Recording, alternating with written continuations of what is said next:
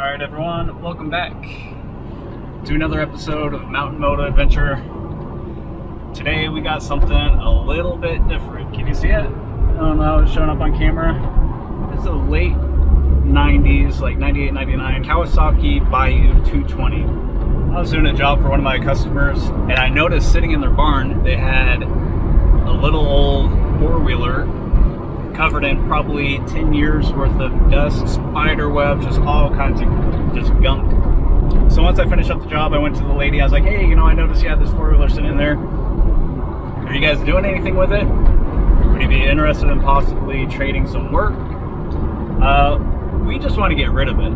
So you could just come and take it. At first I went home, got my trailer, picked it up within the hour. I was so excited. I've been wanting a four-wheeler for a long time, so I'm so excited to be able to get one. I brought it home, took off the carburetor, cleaned it out, put some fresh gas in, and surprisingly I got it to fire up. I was amazed. I did not think it was going to start up that easy, but it hasn't been that much of a smooth process. Altogether, I went through the other night, I think about $700 I put into it so far. So it hasn't necessarily been cheap, but considering I got it for free, I put new tires on it. I did an oil change. I found metal scraps in it. So I took off the clutch case, found out the clutch was absolutely destroyed. One of the springs had busted. This got chewed up by some gears, tossed down in the oil below. I just had to buy a whole new clutch for it. One of the front brake cables is busted. Carburetor boot, petcock was leaking. I had to replace that. I bought a new starter for it. The starter was busted. Battery. Basically, I had a lot of little things, but nothing major, but it all adds up to about $600-700. I've been working on it on and off for about a month. Finally got it to where I feel confident to take it out, and we're going to do the first maiden voyage with this thing. I'm mostly confident, I'd say like 80% confident that everything's going to go well. I did bring a bunch of tools just in case I need to do any work on it out there. So here's the Bayou 220. Fresh new tires on the front and back. I do still need to replace the seat cover. I have one sitting at home, just haven't got around to it. Actually, but just before leaving, I had to put new gear fluid in the differential. Thankfully, I checked it because the stuff that was in there, it looked like chocolate milk. Like it was pretty bad. So glad I did that really quick. But yeah, so I'll take down the tailgate, put the ramps up, and unload it and get started.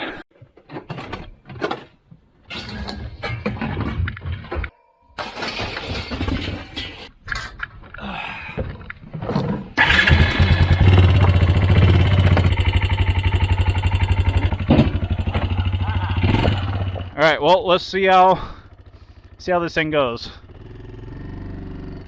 Oh, my brakes are still on. Woo!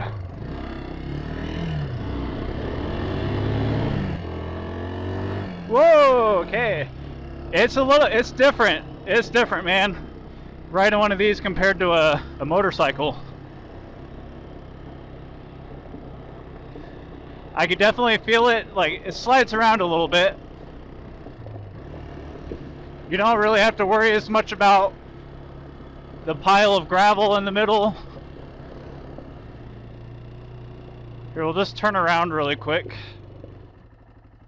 Just roll back in neutral. So I don't really have front brakes at the moment. The left brake works, not very good. I need to go through and clean it up and adjust it. The right brake, the cable's completely snapped for it. And so I need to take it kind of easy because I don't really have brakes. I got the back brakes, which, I mean, they work. The steering is definitely going to need to be tuned up eventually. The bushings for I think the tie rods or whatever are pretty worn out. There's a little bit of slop and play in the steering, but nothing too crazy. This thing is just putting along pretty well. Oh, that's funny, it just died. Did I jinx myself? Alright, we're in neutral.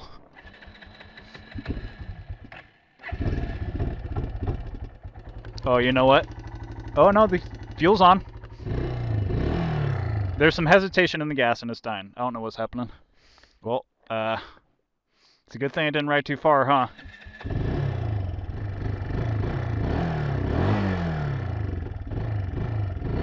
It's really bogging.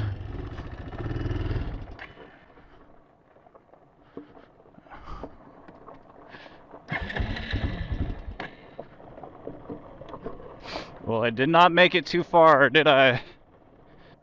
Dang it. Alright. Okay, let's see if we could at least get it back to the truck.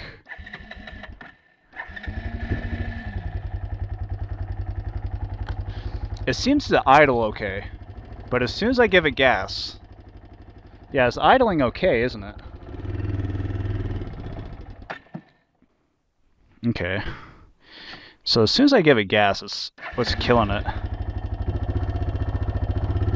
Should I take the carburetor apart and try to fix it here? I don't know how I'm going to get it back into the truck without it able to run.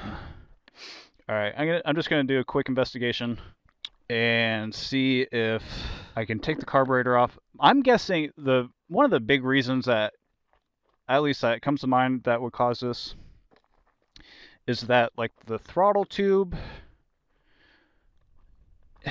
is doing something. I don't know. Something with the carburetor's got to be acting a little funky, so.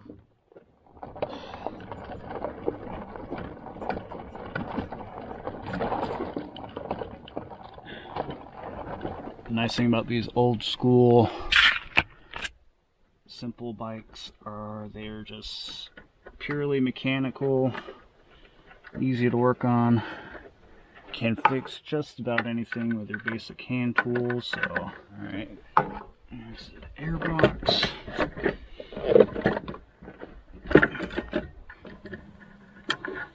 Oh, there's my problem. Found it. The freaking needle for the throttle came off. Okay. I think the clip's sitting in there. So there's a little clip for the carburetor, the needle. Not sure which one it was on. I'm gonna go with the middle. It just clips right on there because it looks like it could have been on the second one. I don't know if that's just really worn or that's how it's supposed to be, but it looks like it's like really worn out. So maybe that's the reason it popped off. So I'll put this back in. This clip got pretty mangled, but you know what? I think we can make it work. Alright, there we go. Quick moment of the truth. I'm putting my helmet and my gloves on because that's how confident I am that this is going to run. Maybe. Turn the fuel on. Key on. Bike's in neutral. Uh-oh. Fuck. Throttle's sticking. I didn't put the slide in right. I had to take the carburetor back apart because I was an idiot. Check. See, now it's returning. Always check that the throttle is working. Let's try this again. There we go.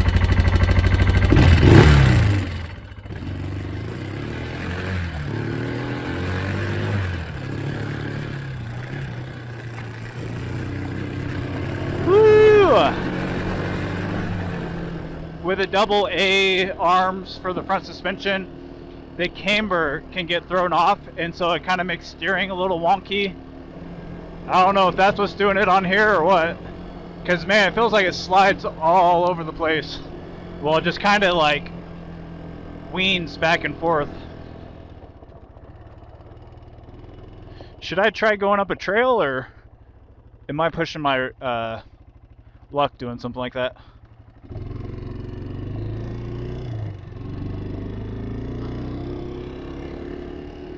I can't tell if the engine's a little bit less peppy on the needle setting that I have it on, but so far though, man, it's doing pretty good. I can definitely see, once I get a little bit more comfortable with it, you know, really like ripping one of these things, drifting around corners and stuff. Alright, let's park it really quick and kind of take a quick look over everything. Smell some smoke. Most likely, yeah, it's the exhaust. I don't know if there's oil leaking from the valve cover or something, and it's leaking oil onto the exhaust manifold thing and burning it, or if that's just crap that's been sitting there for a long time. It's kind of hard to tell. Because when I first got the bike, there's just gunk everywhere. This whole engine was completely black. And I had to spray degreaser on it, let it soak, scrub it and stuff. And I couldn't really get to the exhaust manifold. I mean, this is the first time I've really got to wring the bike out. So maybe it's just burning it off. You know, we'll go up this way a little bit. Let's see. I just got these lights working too. The reverse and neutral. Kawasaki wanted a decent amount of money for 2 tiny little light bulbs. So I went to the auto shop and took a couple tries to find the right one, but finally I got them for like $2.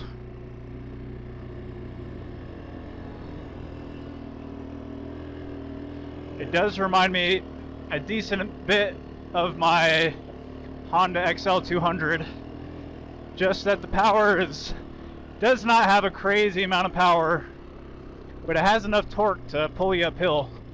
Uh-oh, what's this? Ooh. Look at that thing. I want to go up this mountain, but without even having brakes, sounds like a bad idea. Good brakes, at least. Front brakes, the most important brakes. I know this road doesn't go too far, so I'm going to check it out really quick. See if I can get just a cool little vantage point or something.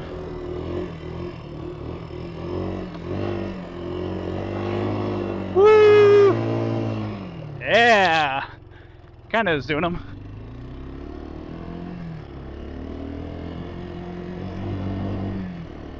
I need to be kind of careful though, because one of the things about four-wheelers is that I feel like in some ways they're more dangerous than dirt bikes. Just that they could throw you in a different way. But then you have stuff like this that, like, on the dirt bike, like loose dirt like this sucks. Your tires dig in and go all over the place, but man, this is like just no problem. Should I go up that road, or I'm kind of curious if it goes to anything cool or what?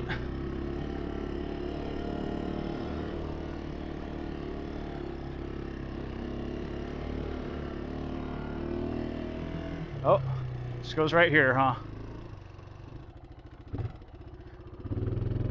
And man, having a reverse, how nice is that?